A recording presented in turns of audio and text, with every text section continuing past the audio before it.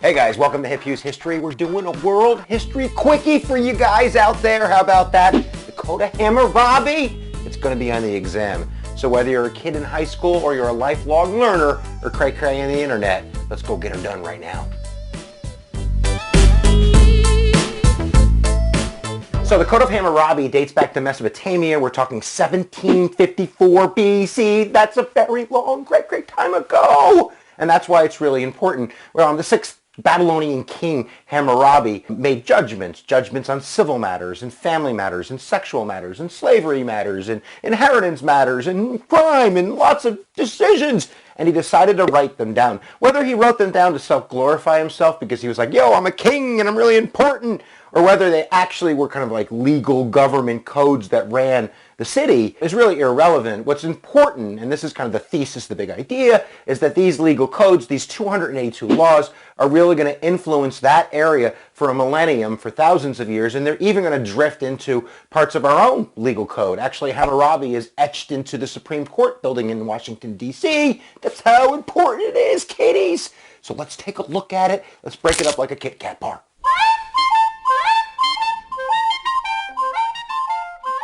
So really, I just want to talk a little bit about generalities. You've all heard kind of the, an eye for an eye. But if you actually read that, and that's code 196, let's go to the tape. If a man destroy the eye of another man, they shall destroy his eye. If one break a man's bone, they shall break his bone. If one destroy the eye of a freeman or break the bone of a freeman, he shall pay 1 mandra of silver. If one destroy the eye of a man's slave or break a bone of a man's slave, he shall pay 1/2 his price.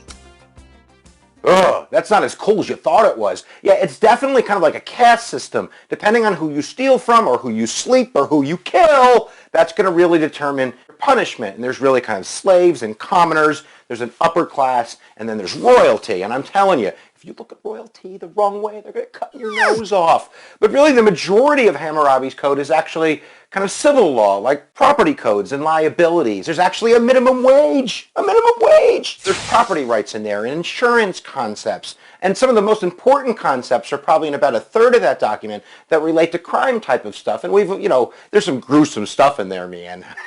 There really is. But nevertheless, there's also stuff in there about like innocent till proven guilty, and that you have to provide evidence in a trial, and that you have to have witnesses in your favor. And of course, if you're lying, we're gonna drown you.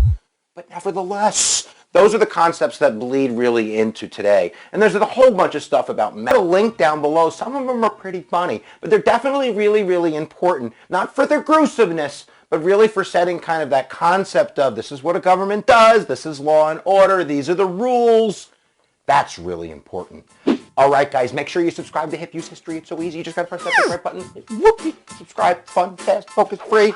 And I'll see you next time that you press my buttons. And never forget, where attention goes, energy flows.